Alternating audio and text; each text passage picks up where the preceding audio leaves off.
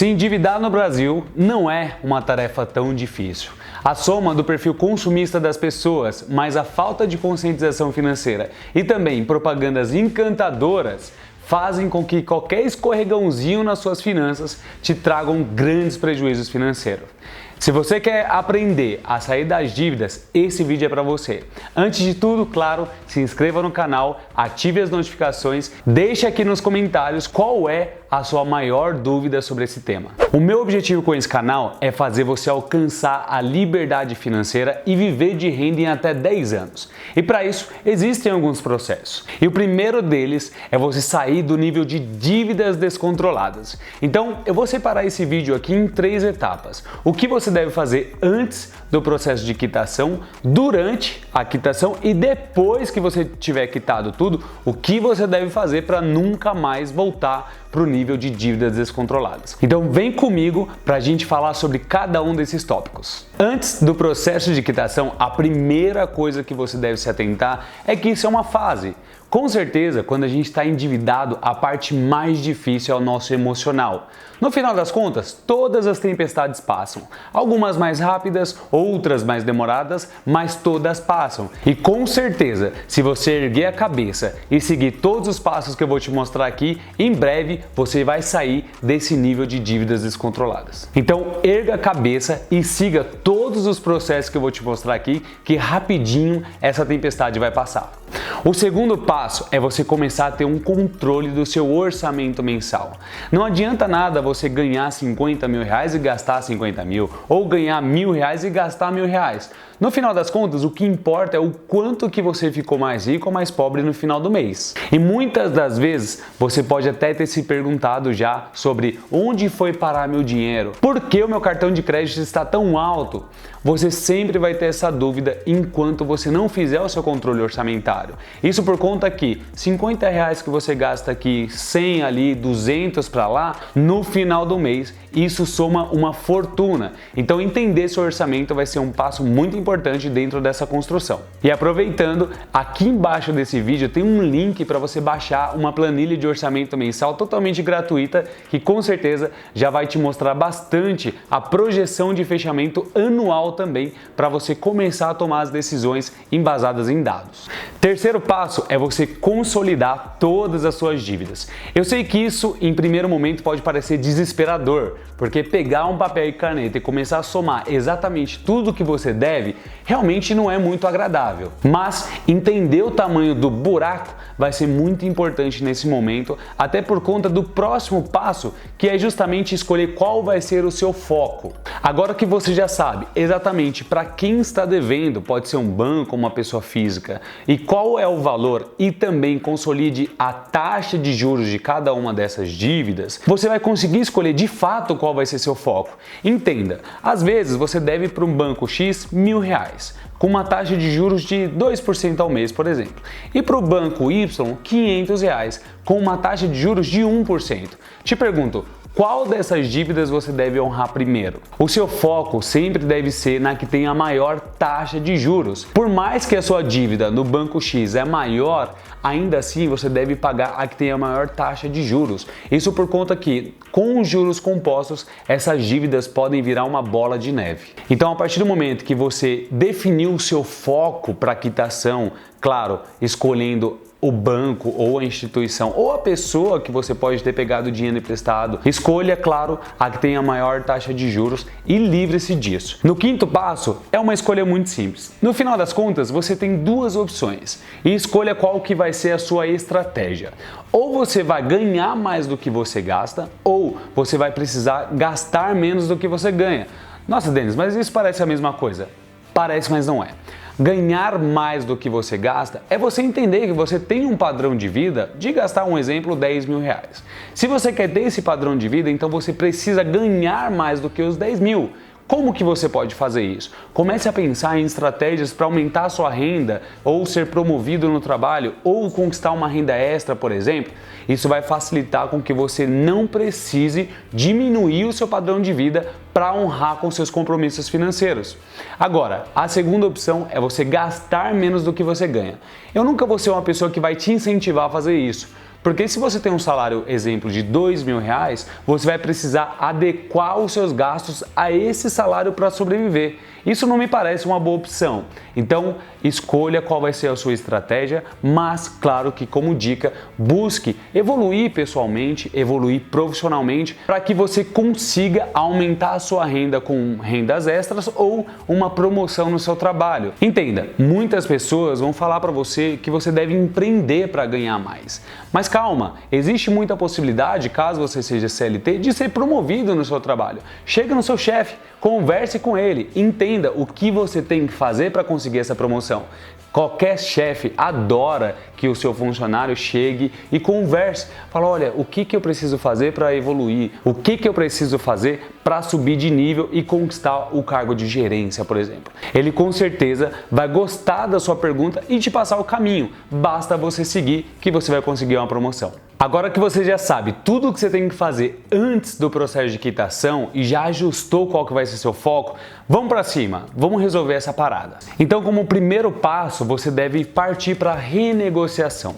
Durante os anos que eu trabalhava como gerente bancário, eu sentia que as pessoas não gostavam muito de falar sobre as suas dívidas, mas o próprio banco oferecia diversas estratégias e possibilidades de uma renegociação.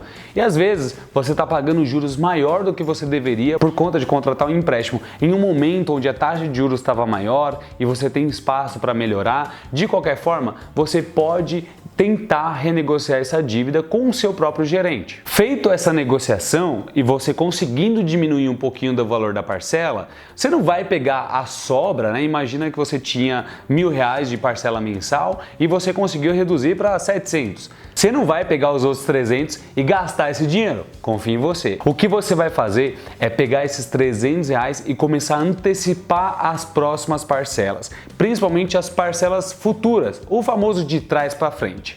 Isso porque quando você faz isso, o banco traz o valor da parcela a valor presente e te dá um certo desconto. E eu coloco uma aspas gigante nesse desconto, porque muitas pessoas acreditam que o banco é bonzinho e dá um desconto por você estar antecipando e arcando com as suas dívidas.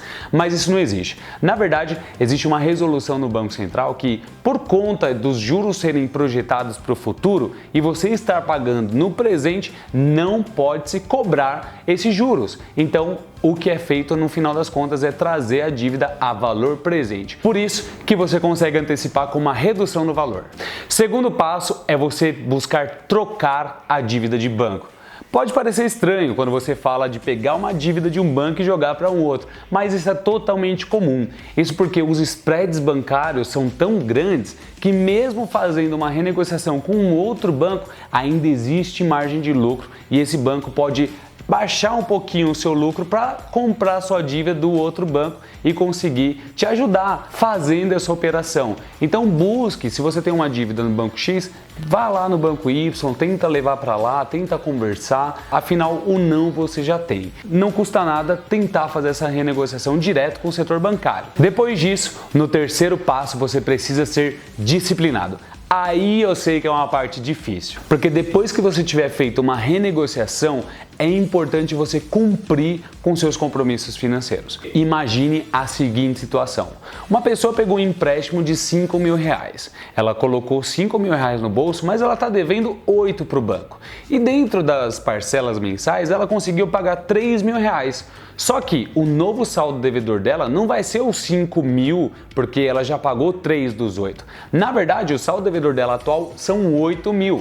Então, no momento que ela faz uma renegociação, ela não vai ter mais um saldo devedor de 8. Esse saldo vai pular para R$ 12.000, por exemplo. E aí ela foi pagando enquanto dava, pagou mais R$ 4.000. Só que, por conta de novos problemas financeiros, ela faz uma nova negociação, só que o saldo devedor inicial são R$ 12.000. Então, uma nova negociação levaria esse saldo para R$ 20.000.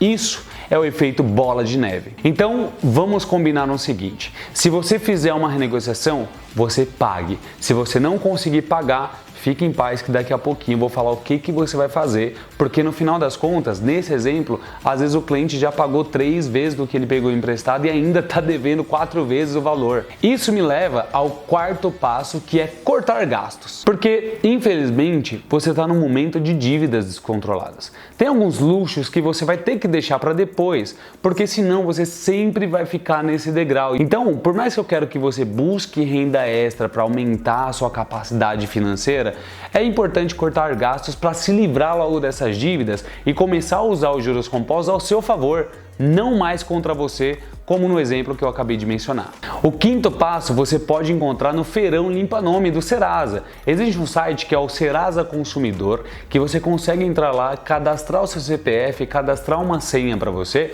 e lá existem diversas negociações disponíveis para que você consiga pagar com 10, 20 ou 30% do valor da sua dívida. Isso por conta que existem algumas estratégias que eu já vou mencionar que podem fazer você pagar a sua dívida com um saldo devedor muito menor do que você pegou emprestado. Então acompanhe sempre o seu CPF pelo Serasa Consumidor, porque muitas vezes existem negociações lá que nem o seu gerente do banco consegue fazer. E se você tiver feito tudo isso que eu mencionei aqui e não conseguiu sair das dívidas, existe uma sexta possibilidade, que é não pagar. Provavelmente você já ouviu falar sobre a dívida caducar, ou alguém, amigo, familiar já falou para você: não paga, depois faz uma negociação com o banco. Realmente existe essa possibilidade. Isso por conta que dentro de todos os bancos, corretoras, empresas em geral, em sua contabilidade existe uma provisão financeira que é o PDD, que é uma provisão de devedores duvidosos.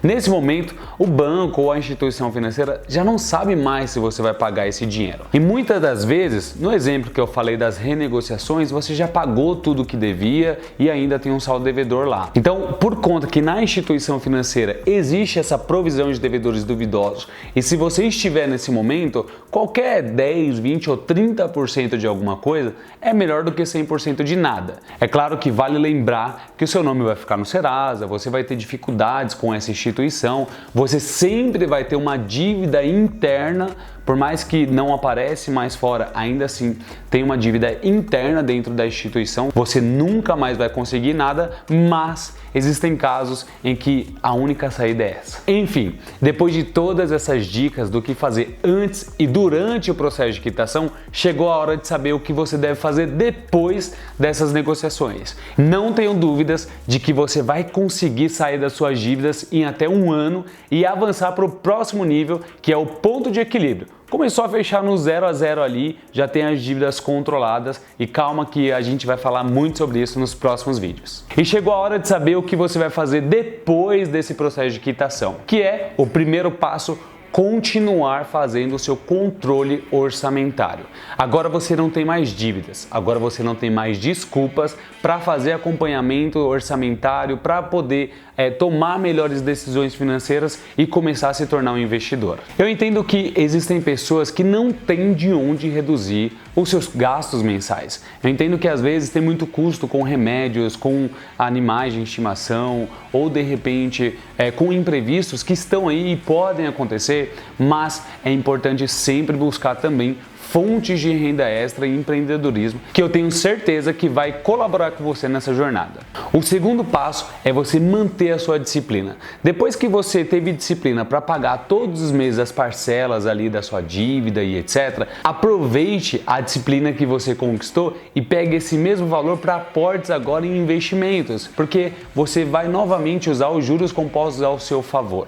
E aí, é claro, o primeiro passo vai ser construir a sua reserva de emergência. E o terceiro passo, esse é o passo mais simples. É você se inscrever no canal, ativar as notificações, comentar aqui o que você achou do vídeo e acompanhar os próximos vídeos para nunca mais voltar para o nível de dívidas descontroladas e entender qual vai ser o percurso para você conquistar a sua tranquilidade financeira e viver de renda em até 10 anos. Vem comigo que a gente ainda tem muito assunto para conversar. Até o próximo vídeo.